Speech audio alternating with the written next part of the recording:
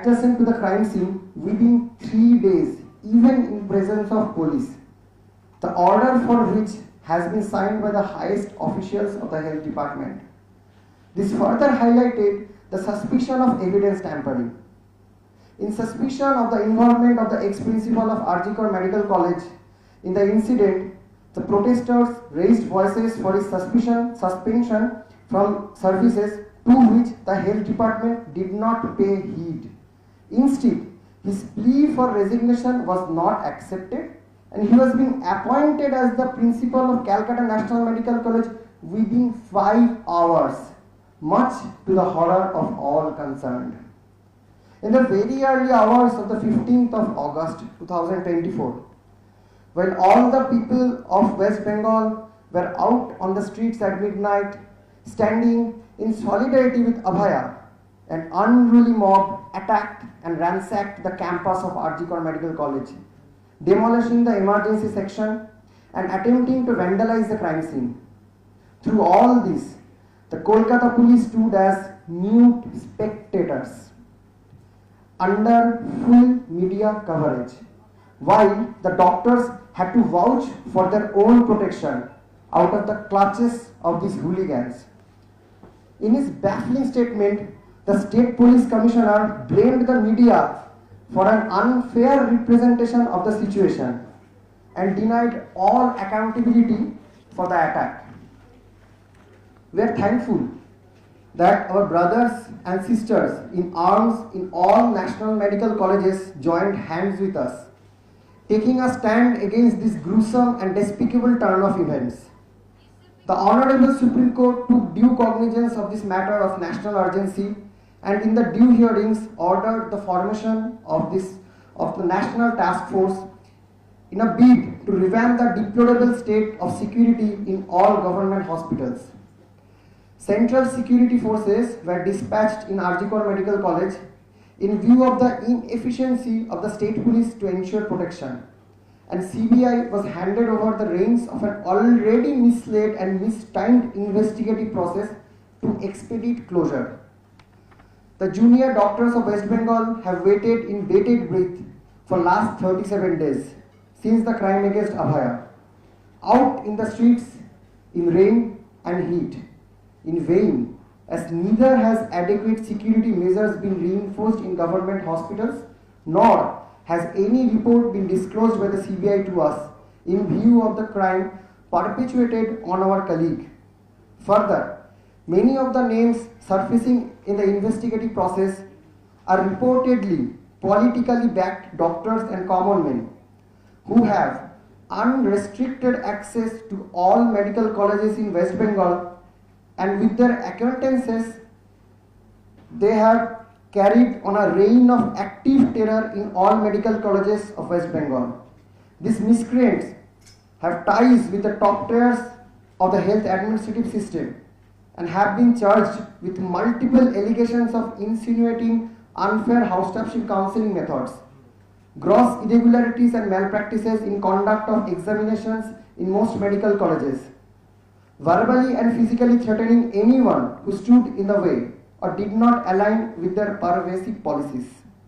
It is therefore imperative that this unholy nexus be weeded out to ensure a truly safe atmosphere for us resident doctors to work under, and a mere show of extra design of CCTVs or police personnel does little to allay our sense of deep distrust and insecurity that we feel towards the current system as a whole. The suspension orders of certain of these individuals from their posts were mere eyewashes on part of the authorities without adequate mention of the reason for their suspension. Our protests have increased in intensity with time and have been supported hugely by people from all strata of the society. Numerous rallies, conventions, and demonstrations have been organized all over the state and the nation in protest. Not only the doctors' community, people from every strata of the society have come forward in the streets in every district of West Bengal. Virtually, it has transformed into a mass movement. Everybody in Bengal has been shouting in unison in demand of justice. For full understanding of this august gathering, we reiterate our 5-point demands once more. 1. Justice for Abhaya. We know this is not a matter concerning the state government, but we want the concerned authorities, CBI, Supreme Court, to expedite the investigation process and punish the culprits without any delay. 2. Removal of the DME, DHS and Health Secretary as their signatures are present in the order for construction work in the immediate auspices of the crime scene when it should have been completely cordoned off.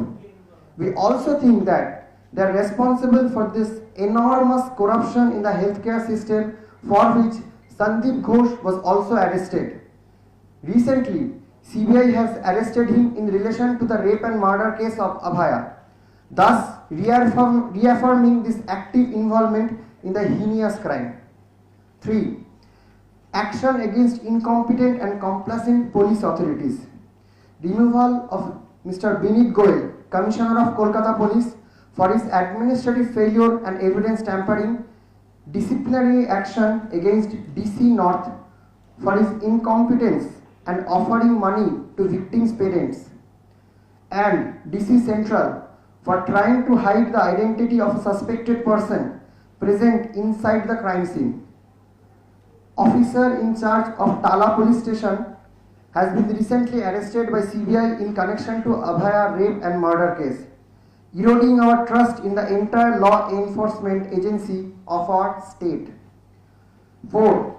Proper security and functional basic amenities in all hospitals and government healthcare centers. What are we demanding? To ensure the proper safety and protection of junior doctors and all healthcare workers, a structural change in the way hospitals are currently managed is necessary.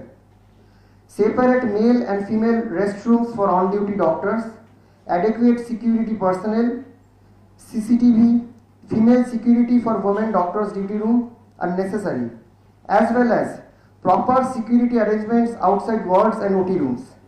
Panic buttons should be installed in each on-call room. Similar arrangements should be made for on-duty nurses too. From our daily experiences, we know that there is no proper referral system in the state's healthcare system.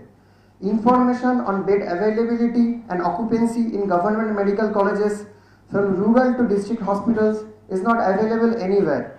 Neither the general public nor those referring patients have this information. The experience during COVID showed that the administrative will and effective referral system can be established in government healthcare.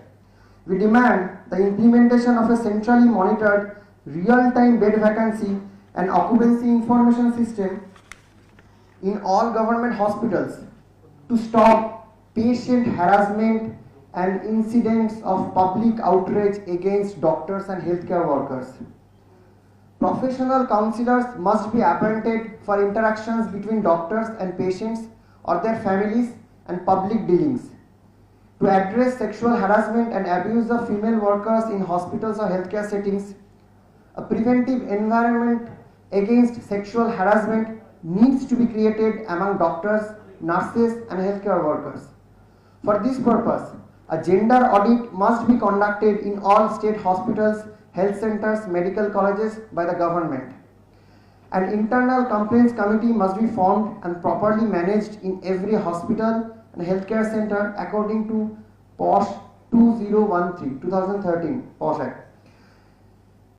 Number 5 main demand, one of the main demands, end threat culture prevalent in all facets of government healthcare facilities.